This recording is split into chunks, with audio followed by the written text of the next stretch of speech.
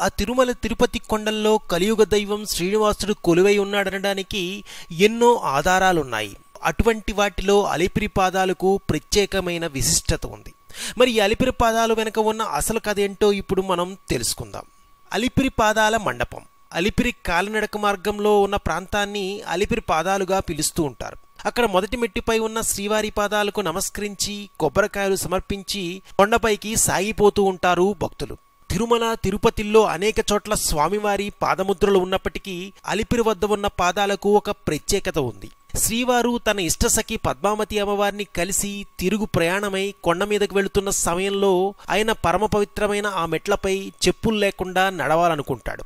అలా తాను కాలు మోపిన మొదటి మెట్టుపైనే స్వామివారి పాదముద్రలు ఏర్పడ్డాయి.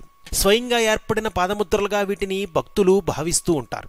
అందుకే తిరుమలకు వెళ్లే చాలామంది భక్తులు మెట్లపై వెళ్లేటప్పుడు చెప్పులు వదిలి స్వామివారి పాదాలకు నమస్కరించి తిరుమలకు కాలినడకన వెళుతూ ఉంటారు. అలిపిరి కేంద్రంగా ఒకవైపు పాదాల మండపాన్ని, మరోవైపు వరదరాజస్వామి ఆలయాన్ని నిర్మించారు. ఈ స్వామివారి పాదాల గొప్పతనాన్ని ప్రజలందరూ తెలుసుకునే విధంగా ఈ వరాహస్వామి ఆలయం చుట్టూ స్వామివారి పాదాలను నెత్తిపైన పెట్టుకుని భక్తులు ప్రదక్షిణలు చేస్తూ ఉంటారు. అలా చేస్తే స్వామివారి కటాక్షం లభిస్తుందన్నది భక్తుల నమ్మకం. అలిమేలు మంగాపురంలో వెలిసిన పద్మావతి అమ్మవారిని చూడడం కోసం స్వామివారు కొండ దిగి ఈ అలిపిరి మార్గం ద్వారానే వచ్చేవారని శాస్త్రాలు చెబుతున్నాయి. ఈ మార్గం ద్వారా నడవడం వల్ల ఎక్కువ పుణ్యం పొందవచ్చని భక్తులు చాలామంది అలిపిరి పాదాల మండపం నుంచే కొండపైకి నడిచి వెళుతూ ఉంటారు.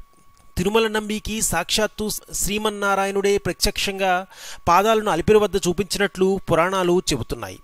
ఈ విధంగా తిరుమలలో ప్రతి అడుగున కలియుగ దైవం శ్రీనివాసుడి ఆధారాలు లభిస్తూ ఉన్నాయి. మరిన్ని ఆసక్తికర విశేషాల కోసం ప్లీజ్ సబ్స్క్రైబ్ టు రెక్ టీవీ మిస్టరీ.